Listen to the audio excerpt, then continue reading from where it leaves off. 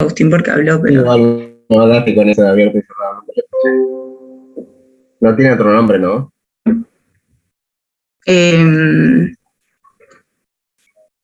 Tight, puede que le digan al epitelio cerrado. Epitelio.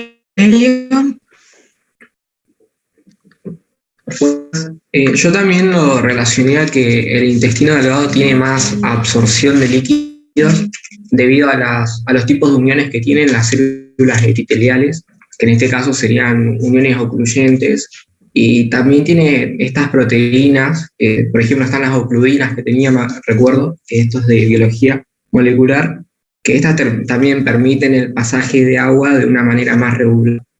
Además de que en el intestino delgado hay mayor acción de sodio, de potasio, y yo recuerdo, no sé si tengo mal esto, de que siempre que se absorbe sodio va acompañado de agua.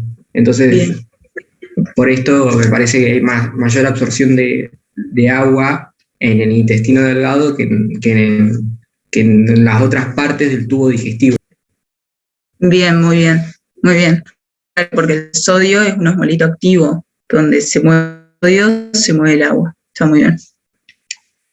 Bueno, igual en los... Sí. No, iba a decir si tenía que ver también el tema de las acuaporinas.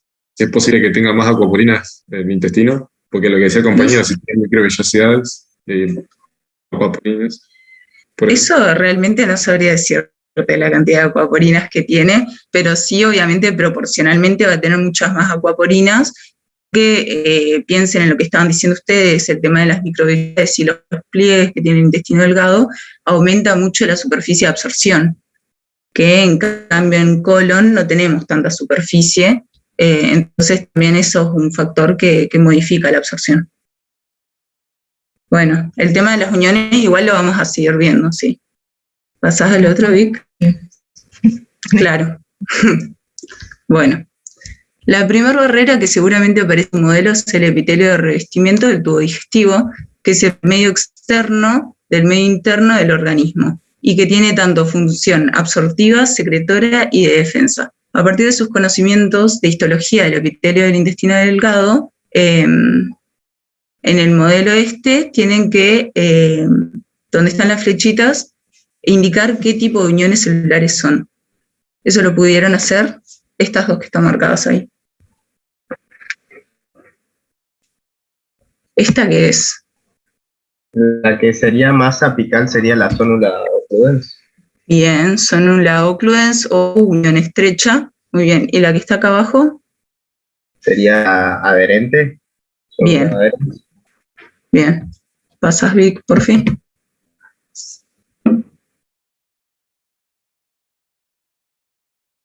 Bien, tenemos esos dos tipos de uniones y pasa otra vez, por fin.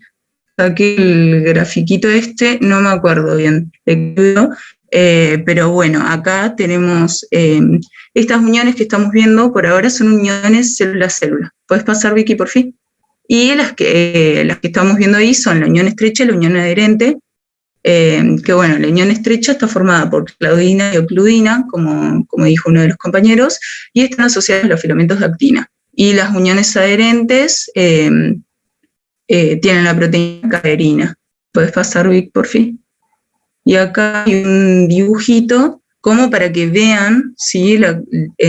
Bueno, este es otro tipo de unión, pero las uniones estrechas ven que si bien el epitelio está adherido a la célula yuxtapuesta, hay cierto espacio que permite el paso de alguna sustancia, puede ser por difusión celular y también de los transportadores específicos que estuvieron hablando. En cambio esta, que sería, no, esto es un desmosona, esta que es la unión GAP, que es otro tipo de unión célula-célula, fíjense que las conexinas forman como canales, ¿no? Tipo, viéndolo así en dibujito, podemos ver que es mucho más permeable esta unión que esta.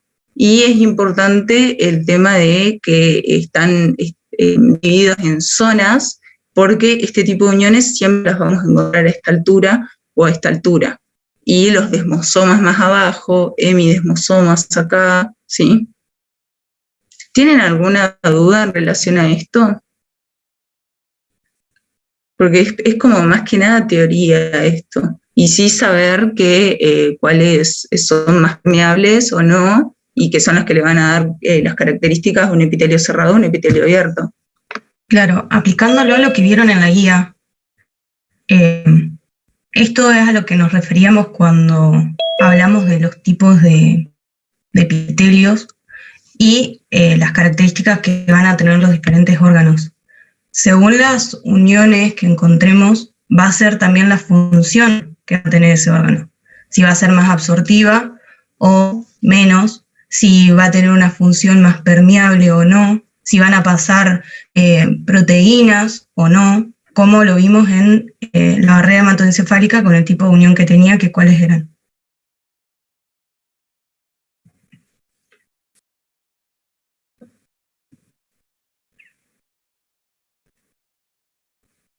Bueno, Bien estrecho, ¿no? ¿Eran estrechos? Sí, eran uniones estrechas, muy bien. Pero bueno, por ahí para que se les haga más llevadero pensar las uniones con la función que le va a dar al órgano. O sea que, hablando sobre los epitelios abiertos y cerrados, podemos concluir que un no cerrado es el que posee más uniones estrechas. Hablando de eso, ¿se refiere a eso? Claro. Predominantemente un epitelio cerrado va a tener obviamente que los otros tipos de uniones también los va a tener, porque están en relación con las interacciones célula-célula y también están unidos a los filamentos intermedios dentro de la célula. Y como vieron en biología molecular seguramente, eso permite la comunicación entre las células, el crossing over y los segundos mensajeros. Entonces todas las células van a tener muchas de estas uniones, pero hay algunos epitelios en los que van a predominar más las uniones estrechas, como vimos recién en colon, por ejemplo, que no va a haber tanta absorción, y en intestino delgado, que pueden predominar las adherentes, que sí van a permitir mayor pasaje. Ok. ¿Querías agregar algo, Vicky? ¿No? Bueno. ¿Pasó? ¿Seguimos?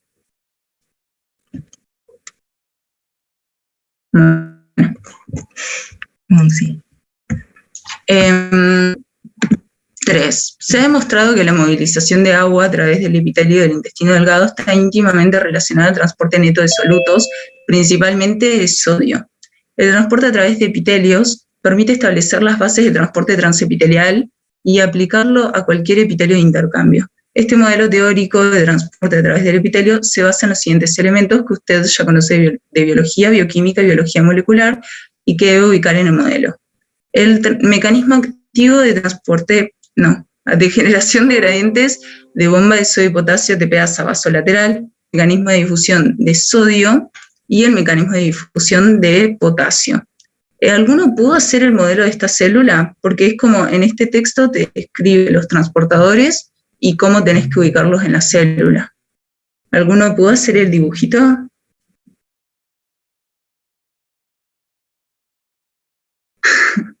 Yo no lo hice, pero nada, como que el textito te dice a dónde ponerlos, en el apical, en el vasolateral. Bien, esto, lo de la bomba de sodio y potasio es importante, que siempre va a estar en la membrana vasolateral, siempre, en todas partes está. Creo que solamente en el plexo coroideo estaba en la membrana apical, pero en el resto siempre va a estar en la vasolateral. Y que nunca se la pueden olvidar.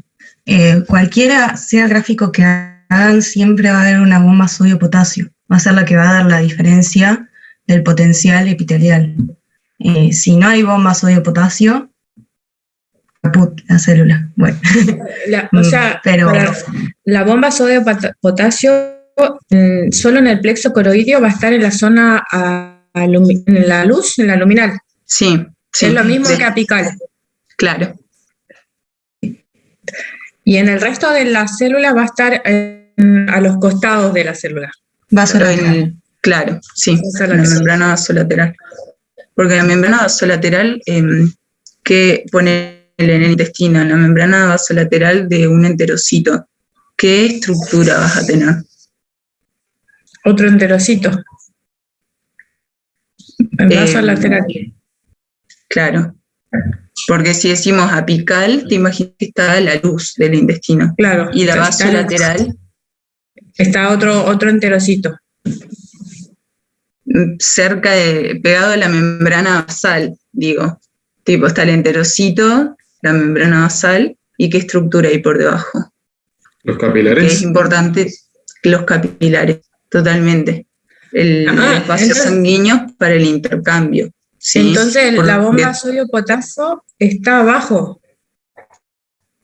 Claro, en la membrana. La célula y el capilar. Ahí está la foto, ahí la pongo. Sí, porque hice el dibujito. Sí, Bueno, está. le puse los epitelios cerrados, que es el ejemplo del colon, cerrados o tight, que bueno, tienen una baja permeabilidad a iones por las uniones que estuvimos viendo, y que eso va a generar una resistencia eléctrica transepitelial, ya que si no pueden pasar iones o la membrana es muy selectiva, se va a generar esta diferencia de gradiente electroquímico, claro que puse alta diferencia de potencial transepitelial, y se opone a la transferencia de iones, ¿no?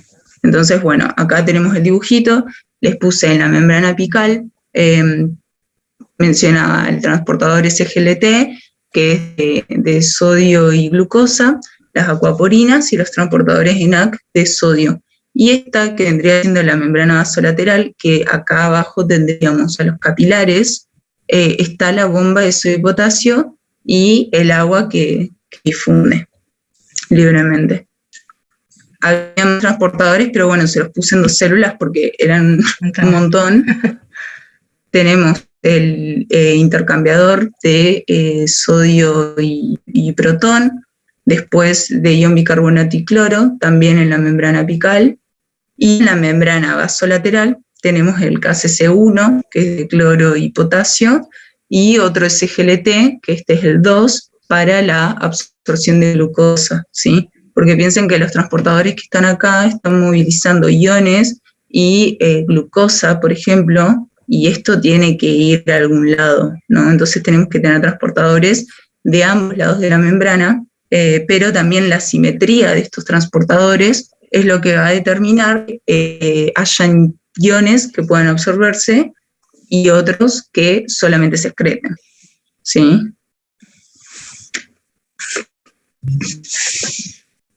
No sé qué le pasó a esa transición. Se puso eso. Bueno, ¿les quedó alguna duda con esto? ¿Lo entienden? Vasolateral entonces quiere decir basal. Claro, Sí. Claro. También me confundí, pero claro, tiene sentido. Vaso, abajo, Claro. lateral, a un lado. O sea que serían los vértices, digamos. ¿Cómo? Que sería como los vértices de la célula, ¿no? Sí, el basal es esta parte de acá abajo que ustedes tienen que pensar que está en contacto con los capilares. Con el vaso. Por más de que sea un epitelio estratificado, tiene que haber membrana basal, porque si no el epitelio no recibe irrigación y no estaría, claro. Entonces acá abajo los capilares, y acá sería la luz del intestino. Por acá absorbemos todos los nutrientes, pasan a través de la célula por estos transportadores y se absorben hacia el plasma por los transportadores que están en la membrana vasolateral, ¿sí? Y la simetría de estos epitelios a la vez va a generar una diferencia eléctrica que puede permitir el paso de ciertas sustancias por transporte paracelular, que eso los tipos de transporte los saben, ¿no? ¿Cuál es la celular? ¿Cuáles son los transportes? Están los de difusión simple, Bien. de difusión facilitada, osmosis sería, sí, el agua por osmosis, y después endocitosis y exocitosis. El transporte activo también. Y la bomba sodio-potasio sería transporte activo. Bien. Y canales de iones.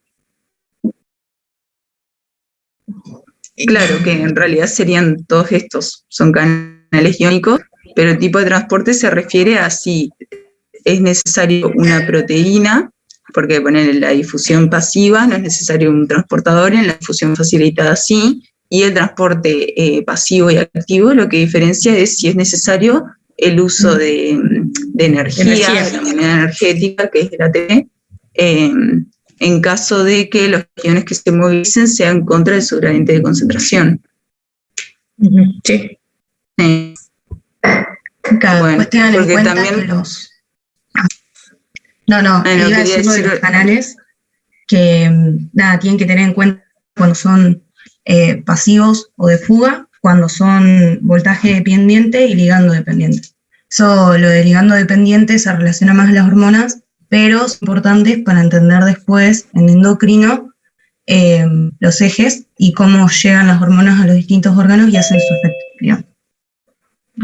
También los canales son importantes. Y lo que quería que presten atención es que, por ejemplo, acá ingresa sodio y glucosa, que en la membrana vasolateral tenemos la bomba de sodio y potasio que permite que el sodio se absorba hacia el plasma, ¿no? Acá hay otro transporte de sodio y pasa por esta bomba también, se absorbe glucosa, todos estos transportadores irían en la misma célula, ¿no? Se absorbe glucosa y la glucosa va hacia la sangre también, ¿sí? Las cosas que se absorben tienen que pasar por transportadores tanto por la membrana apical y por la vasolateral. Si hay una diferencia en que algunos iones pasan y otros no, o se absorben más iones positivos o más iones negativos, si este epitelio es cerrado, como estamos describiendo acá, eso va a generar una diferencia de potencial transepitelial, una diferencia de cargas, porque no lo estoy manteniendo electroneutro, por así decirlo, ¿sí? ¿Me estoy explicando bien o les hice algún quilombo? ¿No se vio bien. mi cursor cuando explicás qué es lo que es? Vos, Vicky. ¿Yo qué? Nada, que se ve tu cursor, no el mío. Yo lo estaba viendo. Claro, no. Claro, porque yo en la célula de la derecha le marqué en la porción apical el transportador SGLT1, que absorbe sodio y glucosa, y después está el ENAC, que también absorbe sodio. Y en la membrana vasolateral tienen la bomba de sodio y potasio. Ahí se ve. Claro, está sodio, glucosa, acá absorbo sodio, acá hay otro transporte de sodio, lo puedo seguir absorbiendo por acá. Se absorbe glucosa, todo esto, recuerden que era en la misma célula. Hay otro transportador de glucosa para que yo pueda absorber esa glucosa, ¿sí? Eso era lo único que había señalado. Como para un ejemplo, si en el caso de que hubiera una diarrea, se entiende que todas las microvellosidades se rompen, por lo tanto cuando la persona está con diarrea no entra el sodio y tampoco va a entrar la glucosa. Pero por eso... Perdón. Sí. Entonces, por eso es cuando los doctores te recetan esas agüitas hidratantes que vienen con sodio y azúcar y potasio. Sería como ese el ejemplo. Por ahí, no sé si lo pondría como ejemplo, porque si una diarrea va a depender de un proceso. Pero si no, que puede ser una bacteria. Por ejemplo, pasemos a la otra diapo, que ahí sí puso un ejemplo normal de cuándo pasa esta diferencia de potencial transepitelial, sí. Porque por ahí meternos en lo patológico todavía, claro, no, fisio normal. Y hay distintos tipos, aparte de diarrea, hay distintos mecanismos por los cuales se producen distintas diarreas. Algunos tienen que ver con los transportadores y la membrana del enterocito, y otros se rompe la célula. Entonces, por ahí no te conviene agarrarte de un ejemplo patológico, como te decían las chicas, porque es como más confusión. Por ahí primero aprender lo normal, y entonces está bueno igual como imaginártelo aplicado, como para decir, esto me sirve de algo, pero por ahí se hace más lío así. Chicas, perdón, quería hacer una consulta. El link que salía del punto 3, Sí. ¿dónde está? Porque en la guía no sale. Al menos Esta era yo de la guía vieja. Sí. ¿Cómo? Es de la guía del año pasado esta. Puede El ser punto que ese por no eso, está. ¿no? Sí. O sea, el paper ese lo sacaron, pero nos quedó el screen del año pasado. Okay. Bueno, igual si les interesa, si quieren, se lo Lo subo a mandan. Face para que lean el paper. Ya están pidiendo papers.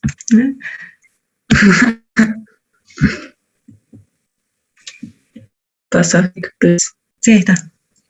Bueno, una de las consecuencias de movimiento de sodio en el epitelio digestivo y renal es la generación de una diferencia de potencial transepitelial, ¿sí? Lo que estábamos viendo aplicado a procesos fisiológicos normales. Pasás otra vez porque puse otra vez la célula, porque dice que hay que observar la célula del epitelio intestinal. La pasado otra vez. Que considera que los componentes que dibujó puede explicar la generación de una diferencia de potencial transepitelial. Les pregunto a ustedes. Y si puede impactar sobre algún proceso de transporte esta diferencia de potencial. Ahora sí, sabe, porque les puse ahí la definición de esta diferencia de potencial transepitelial de la que les vengo hablando. Y dice que es la diferencia de cantidad de cargas eléctricas en el interior y el exterior celular, generado por el transporte de iones a través de los canales con disposición asimétrica en la membrana celular, que genera un almacenamiento de energía o potencial que permite el movimiento de iones a favor de su gradiente eléctrico y de concentración. Ahora, habiendo visto los modelos de células, ¿qué podrían decirme me podrían dar un ejemplo de un potencial transepitelial negativo o positivo, ubicando transportadores así X, como vimos en las células anteriores? Así ese no sería, por ejemplo, el del sodio, que el sodio está más concentrado afuera y que la diferencia en potencial se mantiene por la bomba sodio-potasio, entrando sodio y entrando, potasio. Es un ejemplo. Y que, por ejemplo, se puede modificar si hay un aumento de sodio dentro de la célula, que, por ejemplo, el sodio no entre por difusión, digamos, o sea, no por los canales. O sea, no entraría. Para la bomba. Y supónganse que, esa bomba está sacando sodio y en la membrana apical, estoy absorbiendo sodio y en la membrana basolateral tengo otro transportador de sodio y uno de potasio. O sea que estoy metiendo una carga positiva y estoy sacando dos cargas positivas por la membrana basolateral. ¿Me entienden a lo que voy? Creo que sí. Ya está diciendo que va a quedar más electronegativo dentro que fuera. ¿A eso te referís? ¿Dentro dónde sería? O sea, Porque se acuerdan. Dentro del entrocito.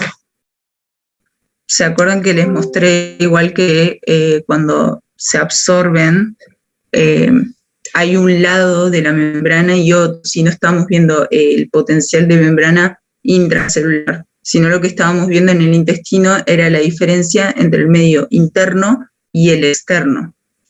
Y en medio interno nos estamos refiriendo al líquido extracelular en este caso, que sería el componente intravascular y el intersticial. Y el medio externo estamos refiriéndonos literalmente afuera, ¿sí? Porque lo que ingerimos queda en la luz del tubo digestivo y hay todo un proceso de absorción, ¿no? Como en esa diferencia de potencial me refiero, ¿sí? A ver, Vic, ¿puedes pasar a la siguiente? Acá les puse una célula, por ejemplo, ¿no? Que, lo que vemos es que hay iones que se absorben y que se excretan.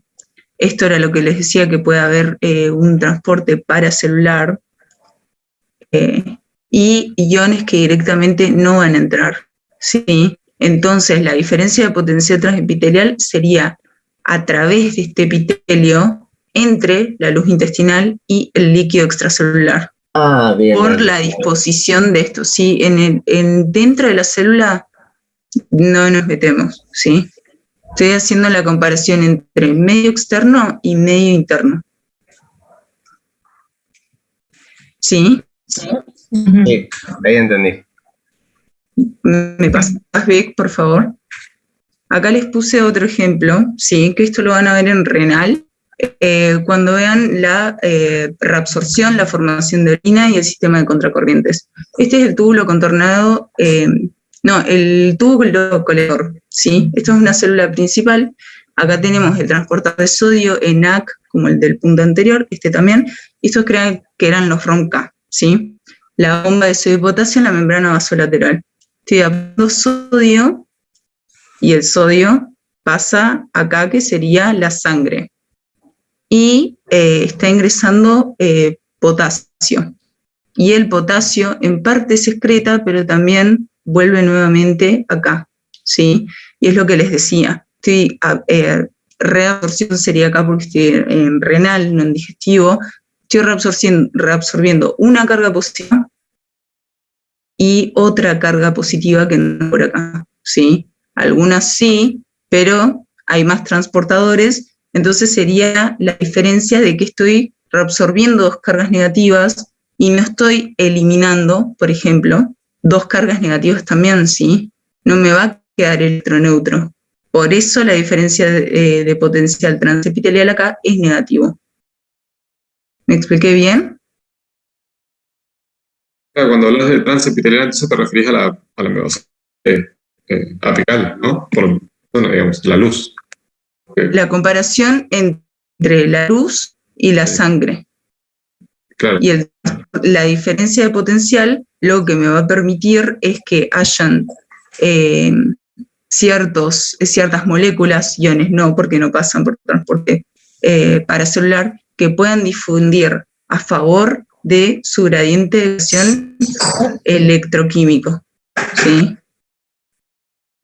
Hay algunos que pueden difundir en contra de su gradiente, sí, porque sabemos que existe el transporte activo, pero lo que permite la diferencia de potencial transepitelial es que pase eso, de que hayan moléculas que no necesiten un transportador para poder difundir, ¿sí? Y esto está en relación con la carga de los iones que yo estoy moviendo. Y dependiendo hablamos de resistencias, como en biofísica, cuando también lo que estamos teniendo en cuenta son las uniones que hay entre las células, que era lo que estábamos viendo. Si hay uniones que son mucho más estrechas, que me generan un epitelio cerrado, que por más de que yo tenga mucha diferencia de potencial transepitelial no me permite el paso de otras moléculas, eso me va a generar una alta resistencia, mucha diferencia de potencial transepitelial. En cambio, si hay epitelio más abierto y yo estoy moviendo iones y esa movilización de iones me permite que se muevan otras cosas, la diferencia de potencial transepitelial no va a ser tan alta, ¿sí? Porque estoy metiendo cargas positivas y capaz que salen negativas, o meto una positiva y saco una negativa y mantengo ese balance. Entonces no hay una diferencia de un lado y otro, ¿sí? Pero siempre hablamos de diferencia, en este ejemplo, en la luz del túbulo de la nefrona y la sangre. La luz del intestino y la sangre, ¿sí? No es el potencial de membrana de la célula, que eso ya es otro tema. ¿Vamos bien? Sí, pues para entenderlo. En este ejemplo, pasaría más sodio desde la luz hacia la sangre, por lo tanto, como el sodio es carga positiva, en la luz quedaría más electronegativo. ¿Así? Claro, eso, exacto. Bien, muy bien. Y tiene este transportador de potasio, ¿sí? Porque si este transportador de potasio no estuviese, el potasio se elimina acá y queda, meto una positiva y saco una positiva, quedaría igual, ¿sí? Agustín, ¿vas a decir algo? Sí, que entendí todo eso de los iones, pero me perdí cuando mencionaste moléculas. Ahí ya no entendí.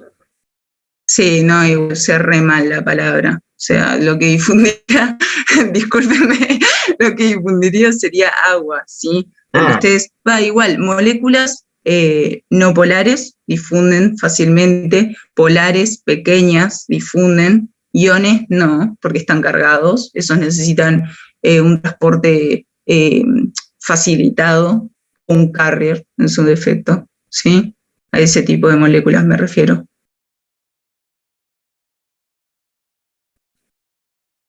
¿Está bien? Sí, sí.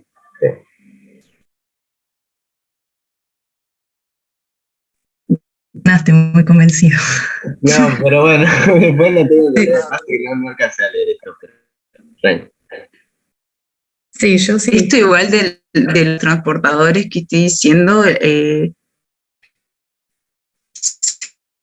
seguramente lo vieron en otras materias, ¿sí? El transporte activo y el transporte pasivo, los Claro, yo entiendo canales, que los vos me decís carriers. eso de moléculas, te referías a las que necesitan un transporte activo para pasar, ¿no? por ejemplo, una glucosa. Eso Por transporte necesitarías activo. un transporte, Claro. claro. Ajá, ok, ahí entendí. Que la glucosa tiene sus propias proteínas transportadoras que también son importantes. ¿Qué cuáles son?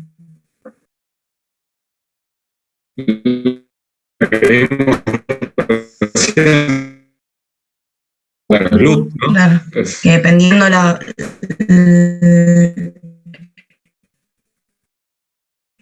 órgano va a ser cuál va a ser la que va a ganar.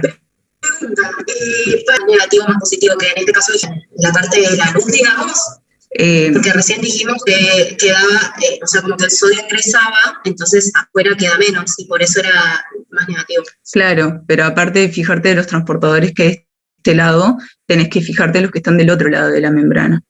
Porque, a ver, por ejemplo, hay un fármaco que es un diurético que anula este transportador, el de sodio, lo bloquea.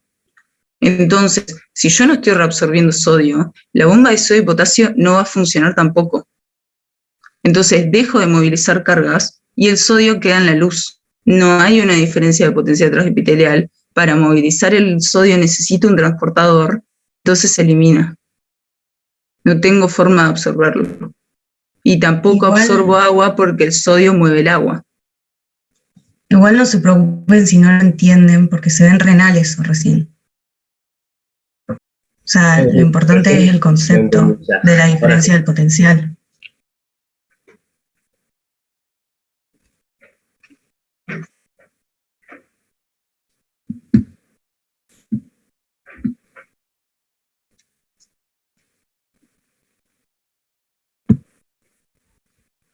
Bueno, capaz que terminé siendo más quilombo queriendo poner un ejemplo de algo fisiológico. Para mí estuvo bueno el ejemplo. Ahí yo no terminé de entender con lo que dijiste del agua. Bueno, me conformo. Pero se basaría prácticamente el concepto en un transporte, transporte transepitelial. Más o menos, ¿no? De cómo los iones se mueven de un lado al otro. Claro, sí. Del epitelio. Claro. Por la disposición de esos canales. Sí.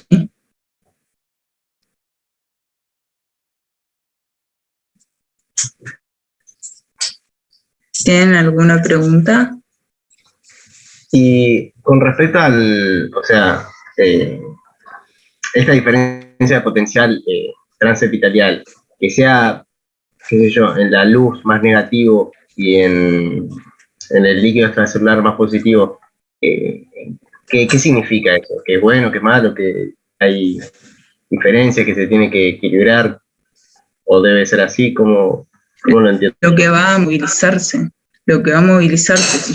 Si yo estoy metiendo cargas positivas para acá y queda más negativo acá, todos los iones que tengan transportadores y que sean positivos van a poder moverse hacia el lado negativo. Ah, listo. Listo. Sí, ese sería el concepto. Por eso yo les decía que vean las cargas que se mueven de un lado y otro de la membrana.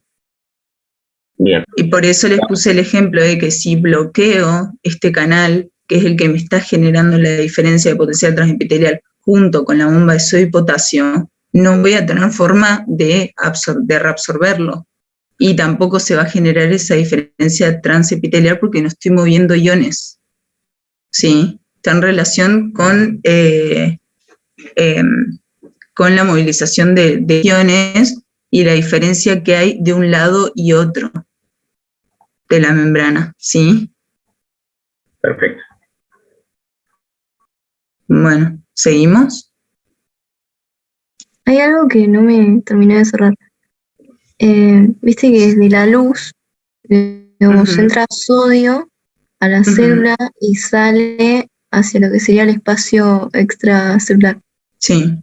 Pero después el potasio también, o sea, hacia ambos lados. ¿Cómo se daría la diferencia ahí de cargas? Eso no me cierro todavía. Esto, fíjate que tipo la línea está punteada. En realidad puede ser un transporte, pero que el que moviliza más potasio es este de acá, ¿sí? Ah, está bien. Y si estoy movilizando esta carga positiva que sí o sí va a pasar para este lado, va a estar más negativo de este lado y por eso las cargas positivas que están de este lado van a, por el gradiente electroquímico, pueden movilizarse hacia este, si es que tienen el transportador. Ah, ahí está. Bueno. ¿Pasas, Vic? Este era el último, ¿eh? Queda uno Creo más. que queda uno. Ah, no, queda más. Bueno. A partir de las propiedades funcionales de los epitelios se los pueden clasificar como epitelio abierto, leaky, o epitelio cerrado, tight. A partir de lo explicado en el capítulo, construya su propio modelo de epitelio abierto y epitelio cerrado. Considera que un epitelio puede, por señales químicas u otros mecanismos, pasar de ser cerrado a abierto. ¿Alguien hizo algo de esto? Che, me parece que cambiaron la guía, porque ese punto no está. O sea, ¿No? lo que ahí está ahí recién de a partir de las propiedades, esa parte no está. No, no es la misma. No es otra. A ver, capaz que el siguiente punto capaz que es el que estaba. No sé por qué quedó ahí en el medio. Igual lo de la aplicación clínica sí está, pero lo que le dije antes no. Bueno, Claro, para entender. Esta parte tienen de punto 5, está bien. Para ahí estoy buscando la pregunta.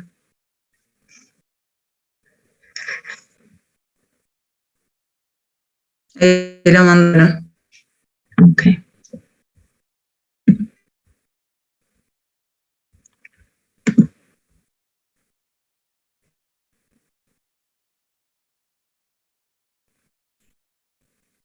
Bueno, igual puse este cuadrito que sería resumiendo todo lo que estuvimos viendo hasta ahora en relación a la permeabilidad de los iones, la disposición asimétrica de los transportadores y los tipos de uniones intercelulares que tiene, ¿sí?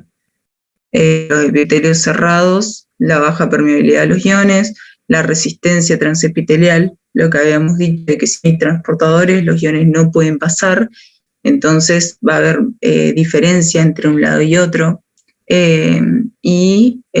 Bueno, como ejemplo, el colon.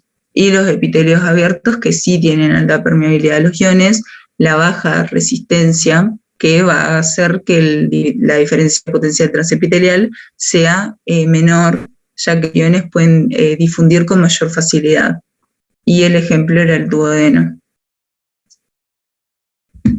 En el punto, en este punto, en la parte de aplicación clínica, ¿qué analizaron? ¿Qué hicieron? ¿Alcanzaron a leerlo? Yo no.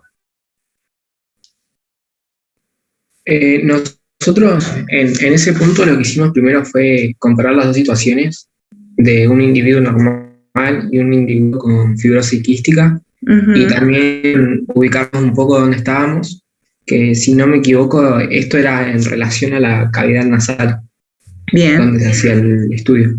Sí. Y lo que primero observamos que en una situación normal el transporte de sodio y cloro está regulado, pero que en una situación de, por ejemplo, fibrosis quística, el canal de cloro está cerrado por una mutación, si no me equivoco, y que además el flujo de sodio aumenta al interior de la célula.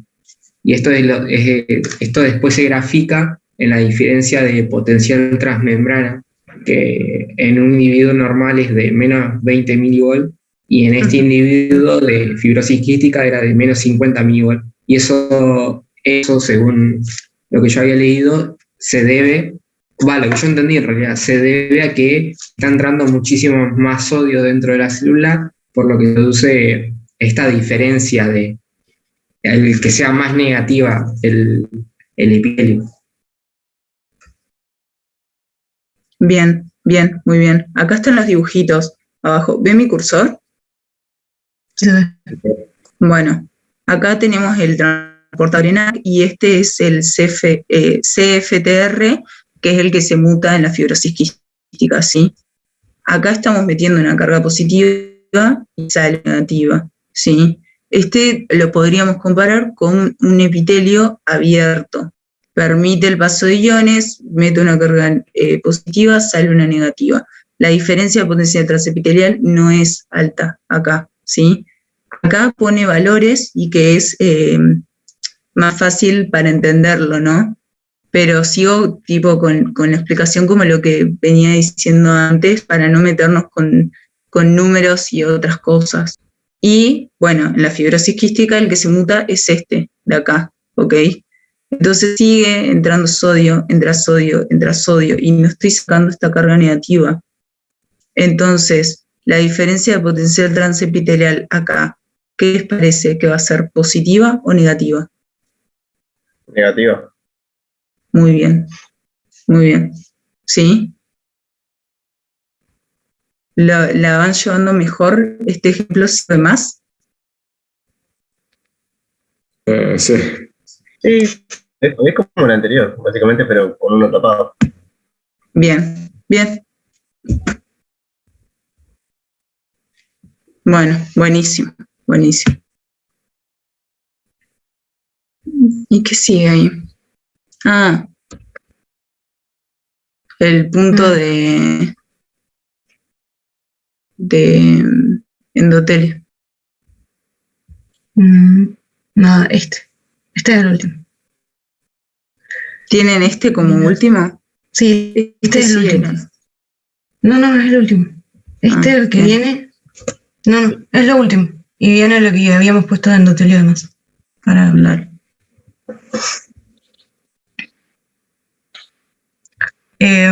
Bueno, este dice, los cambios en la permeabilidad del endotelio capilar se produce por distintos mecanismos. Entre ellos, la lesión endotelial directa por quemaduras, traumatismos, tóxicos patógenos o lesiones químicas. Las concentraciones de las células endoteliales mediadas por mensajeros químicos, modificación de uniones endoteliales y transitosis aumentada por acción de los mensajeros. Los mensajeros químicos más importantes que modifican la permeabilidad capilar son histaminas, leucotrienos, prostaglandinas, TNF, sustancia P, bradicinina y el factor de crecimiento endotelial vascular. Bueno, y se analizan los siguientes modelos que explican los mecanismos de acción a nivel celular de los distintos mensajeros que aumentan la permeabilidad. Analícelo, aplaque sus conocimientos de bioquímica y biología. ¿Alguien lo hizo? ¿Se acuerdan algo de esto?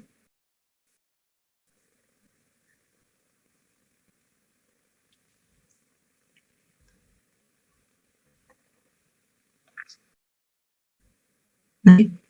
Nadie lo hizo. Con el micrófono apagado. Que Valentina había leído el capítulo igual, ese sí era de endotelio. Pero trataba nada que ver, hablaba del óxido nítrico y todas esas cosas. Bueno, sí, hablaba de estas sustancias que hablaba de cómo regulan la dilatación de las arterias, pero nada que ver con esto. Pero, por ejemplo, de lo que es el factor de necrosis tumoral, ahí abajo te muestra toda la regulación más fina, digamos, molecular. Pero esto después mírenlo, les va a servir. Si quieren, después lo hablamos. Pero, ¿qué es lo más importante del factor de necrosis tumoral, de la citoquina? Que va a ser, prácticamente la función que va a inducir, por ejemplo, la síntesis de moléculas de adhesión. Va a aumentar el óxido nítrico y receptores específicos para el óxido nítrico. Para eso yo les puse esto. Para entender la parte de las citoquinas que te pone, hay que entender las funciones del endotelio. ¿Qué leíste? Valentín lo leyó el capítulo, así que del endotelio, ¿qué te quedó? O sea, lo más importante de saber del endotelio es que, va a ser una barrera permeable y que básicamente va a tener todas las funciones inhibitorias. ¿Qué quiere decir que tenga todas las funciones inhibitorias? Que la idea es que sea un endotelio que se caracteriza por las cosas que están ahí. O sea, nos vamos a referir que va a inhibir la contracción vascular, inhibe la adhesión plaquetaria, inhibe los leucocitos, inhibe las células de crecimiento. Todo esto es importante para entender después qué pasa cuando el endotelio se daña. Van a haber diferentes moléculas que van a aumentar o disminuir la permeabilidad del endotelio. Que esto tiene que ver con lo que dijo Mili antes. Se va a permitir más o menos el paso de iones o sustancias a través de los endotelios o epitelios. Y les quiero hacer una pregunta. Esto de cómo funciona el endotelio cuando tiene una función fisiológica normal, de ser antitrombótica, antiagregante, de que el tono vascular esté, que no haya una vasoconstricción. Claro. ¿Por qué creen que tendría que ser así? Que no haya un crecimiento excesivo de células. ¿Qué función tiene? Mantener la homeostasis del cuerpo. Claro, porque ahí circula la sangre, ¿sí? Que tiene que llegar a todas partes. No puede ser que se agreguen plaquetas en el medio, porque eso después en patología le pondrán nombre, porque eso deriva a algo malo, ¿sí? Si se vasocontrae, reduce el flujo. Entonces, si yo necesito que llegue la sangre, no, está mal, no tienen que hablar así, pero bueno, me recuesta, no tienen que decir necesito, pero si hay un consumo de oxígeno por parte de un tejido que está activo y es necesario que llegue el oxígeno, porque aumenta la demanda de ese oxígeno, este endotelio tiene que tener esas características para que el funcionamiento esté dentro de los parámetros normales, ¿sí? Por eso es importante saber las funciones estas del endotelio. Y también que el endotelio normal permite el flujo laminar, que es el flujo que nosotros necesitamos también, que eso lo ven más adelante, creo. La diferencia entre el flujo laminar y el flujo turbulento. Entonces, el endotelio normal va a dar todas estas propiedades para que se mantenga, como vos dijiste, la homeostasis. Entonces, ahí había agregado un cuadrito que es de un libro y dice que, el endotelio está en todos los vasos del organismo y es la estructura más importante para la comunicación entre el flujo y la... Entonces, el endotelio intacto es una condición importante para evitar la trombosis arterial, arteriosclerosis o osteoconstricción en los síndromes isquémicos. En las enfermedades, la mayoría de las enfermedades cardiovasculares están relacionadas con una disfunción endotelial y un montón de enfermedades más están relacionadas con la disfunción endotelial. Ay, quedó muy animado. Bueno, pero acá lo que quisimos poner fue más que nada los tipos de endotelios, que hoy vimos que por ahí costaba un poco. Saber si es continuo, discontinuo, sinusoide, fenestrado. todo esto, lo que estábamos hablando, dar las características que van a después determinar un potencial, la diferencia del potencial. Va a estar dada básicamente también por los tipos de endotelio. El paso de sustancias, cuándo va a ser más permeable o menos permeable, y qué órganos necesitan ser más o menos permeables y por qué. Y ahí nos remitimos a la función, que es esto de lo que decíamos, función y funcionamiento. El funcionamiento sería el cómo, toda la explicación del proceso.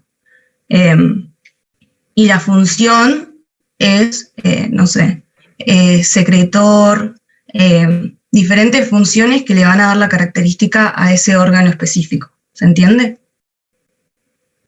Sí, sí. Por ahí, en la guía, lo que veíamos era lo que son las barreras, y esto también tiene que ver. Por ejemplo, en el riñón, el hecho de que, o por ejemplo en el hígado, que tenga un endotelio sinusoide, le va a dar la particularidad de que hay sustancias, moléculas, que van a pasar fácilmente porque necesitamos ahí. Entonces eso es muy importante tener en cuenta. O por ejemplo el endotelio de los linfáticos, que es un endotelio que tiene válvulas unidireccionales para evitar el reflujo. Son todas características que le van a dar la función a lo que estemos hablando. Claro, y en el caso del endotelio, que está diciendo Vic, por ejemplo, del hígado, sintetiza proteínas. Claro. Y por un transportador de iones, una proteína no pasa. Y eso lo saben. Entonces, con un endotelio de estas características, esas proteínas sí pueden pasar fácilmente.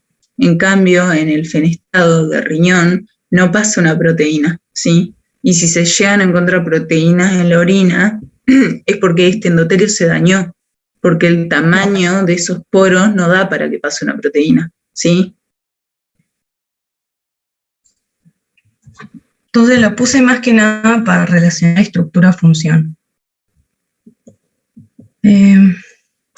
Bueno, con respecto al punto anterior, hablaba de citoquinas que van a afectar o van a impactar, no, afectar está mal, pero que van a actuar sobre el endotelio, haciendo que le den, por ejemplo, las características que puse acá. Está en este cuadrito, sépanlo. Por ejemplo, cuáles son vasoconstrictoras, cuáles son las que le dan la capacidad de adhesión leucocitaria. ¿Esto por qué era importante? Porque van a ver, por ejemplo, el óxido nítrico va a estimular la vasodilatación. Entonces, como vimos, el factor de necrosis tumoral aumenta la síntesis de óxido nítrico. Entonces, ahí podemos relacionar que el efecto va a ser una vasodilatación. ¿Se entiende más o menos como lo que quise relacionar? Para que entiendan, citoquina, acción en el endotelio. Sí, se entiende. Bien, este cuadrito clave.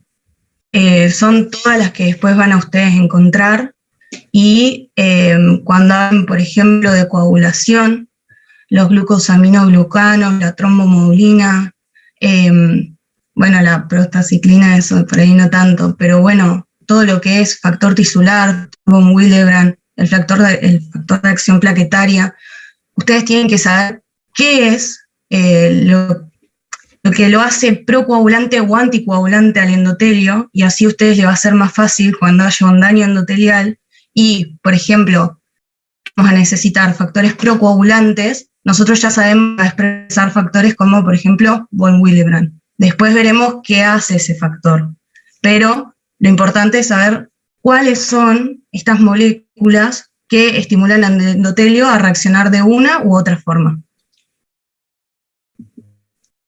Y bueno, acá también lo mismo, cuáles son vasodilatadoras, principal, el óxido nítrico, como dijimos recién, lo del factor de necrosis tumoral.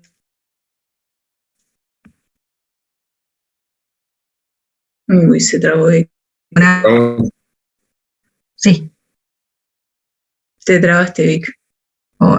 Que bueno, no, nada, o sea, lo puse para eso, para que se les sea más fácil interpretar también esto. Bueno, por ejemplo, ahí induce la síntesis de moléculas de adhesión, que son las moléculas que les puse en el cuadrito, cuáles eran las moléculas de adhesión, y aumenta la síntesis de óxido nítrico y receptores para el mismo. Entonces sabemos que cuando haya citoquinas como factor de necrosis tumoral, se va a estar estimulando la vasoconstricción del endotelio. ¿Se entiende más o menos? Yo lo relacioné así para que sea más relacionable, no era muy molecular o muy bioquímico, digamos. Y después, bueno, están todas las interacciones células-células que vimos con las uniones que habló Mili. Se ve chiquito, pero bueno, si lo agranda, ahí ven que dice las caderinas que están uniendo a las células. ¿Se entiende, no?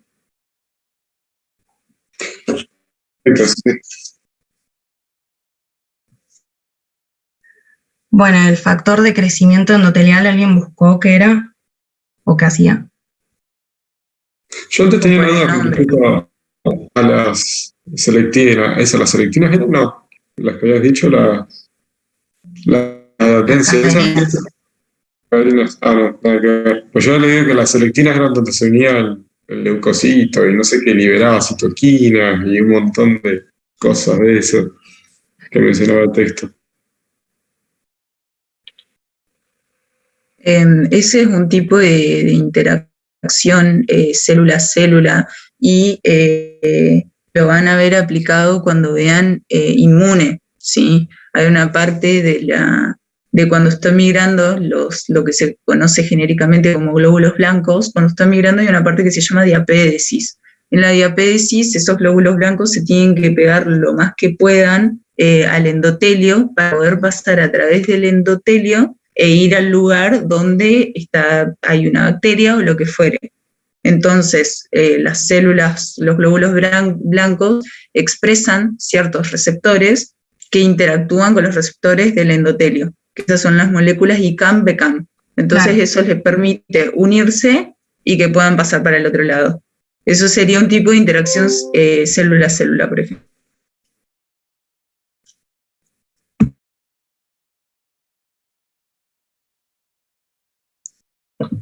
Y bueno, ahí puse lo que aumentaba la proliferación y la motilidad de las células intestinales, endoteliales, y son receptores específicos, y bueno, va a haber dos, uno que regule la permeabilidad y el otro que los active. Como dijo Mili, todo el tema de la permeabilidad del endotelio va a estar muy relacionado cuando veamos inmune, porque las células inmunes son células grandes que necesitan pasar de un lado al otro en el endotelio. Entonces este endotelio va a aumentar su permeabilidad y van a haber modificaciones que van a permitir el paso de estas moléculas, elementos, que en este caso serían los glóbulos blancos, al sitio que lo estamos necesitando. Entonces va a haber interacción de estas moléculas que están viendo ahora para estimular, por ejemplo, el aumento de la permeabilidad endotelial. Por eso también les puse el cuadro de cuáles eran las moléculas que daban vasoconstricción o vasodilatación. Porque si nosotros tenemos una inflamación y necesitamos que migren los leucocitos, vamos a tener una vasodilatación. Pero bueno, eso después lo vamos a ir viendo en inmune, digamos. Y bueno, el último, que era la histamina, que tienen la característica de que están acoplados a receptores de proteínas G. ¿Se acuerdan lo que eran las proteínas G? Eran los que hacían los mensajeros intermembranas, porque estaban adosados a la membrana y hacían AMP cíclico o esas cosas, algo así. Sí, estas reacciones son importantes. Vamos a tener dos tipos, GI y GS. Las proteínas que son, ¿qué? GQ también. GQ, Sí, hay.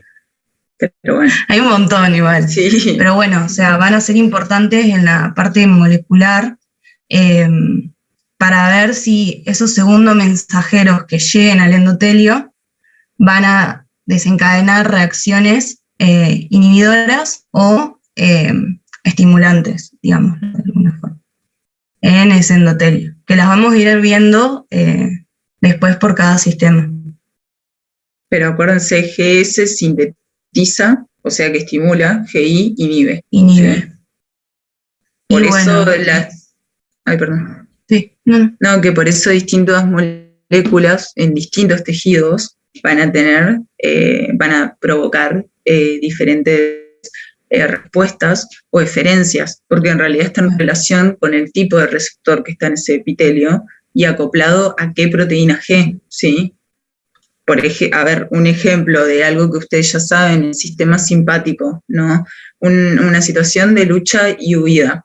Se libera noradrenalina, adrenalina. A nivel cardíaco aumenta la frecuencia cardíaca. A nivel de los vasos provoca vasoconstricción. Y a nivel respiratorio va a dilatar los bronquios, ¿no? Si lo pensamos en la situación en la que estamos corriendo, tiene sentido que aumente la frecuencia cardíaca, que se dilaten los bronquios, pero con un mismo neurotransmisor yo tuve diferentes reacciones, porque los receptores son diferentes y están acoplados a diferentes segundos mensajeros, ¿sí? Por eso la respuesta va a ser diferente. Esa es la importancia de las proteínas G. Claro, va a ser la respuesta en las diferentes. Como pasaba en bioquímica con el tema de la insulina o el cagón, que cambiaba la respuesta en el hígado, no es la misma que en el músculo, cosas así. Claro, así igual.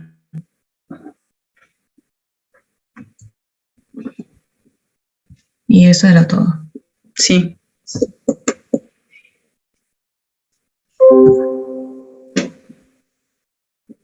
Sí, bueno. No, eso es. Eso es todo. O sea que todo el capítulo, de todo lo que hay en el capítulo, nada se aplicó. Malísima, la verdad. No me leo más la bibliografía. Qué bronca. Bueno. Es raro. ¿Y les quedó alguna duda? Perdón. No, iba a hablar de eso de la bibliografía, que a veces como que no te lleva a nada. Sí, la bibliografía... Igual raro, porque yo también cuando me metí a la guía busqué el capítulo que les recomendaban para la guía de este año, y nada, el siguiente hablaba de epitelio, no ese. Pero bueno, por lo general en las guías sí recomiendan capítulos en los que se trata el tema que vamos a ver. No desesperen. Y bueno, la bibliografía que les agregan ahí en las guías, a ver, si tienen tiempo de leerlo, joya, si no, péguenle una leída por encima, aunque sea, pero siempre ir a los libros, que es la bibliografía oficial, y es lo que les va a servir tanto para hacer estas guías como las backups, como las guías de clase, ¿sí? Después el otro es como material agregado para terminar de entender otros temas, para ampliar más conocimientos en otras cosas, ¿sí? Algunas actividades que sí les van a dar un paper y esa actividad la tienen que hacer con ese paper, pero bueno, sí, la verdad que raro.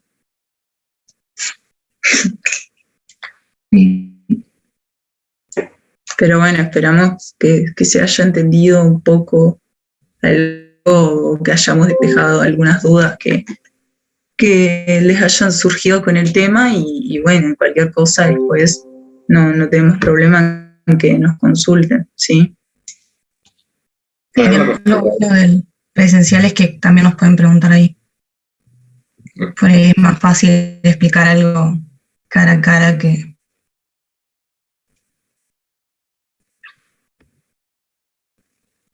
Bueno, ¿tiene alguien alguna duda, alguna pregunta sobre algo? Si no, terminamos acá la clase.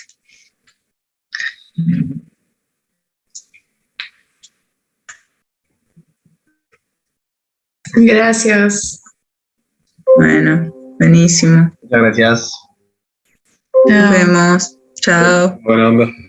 Chao, chicas, gracias. Chao.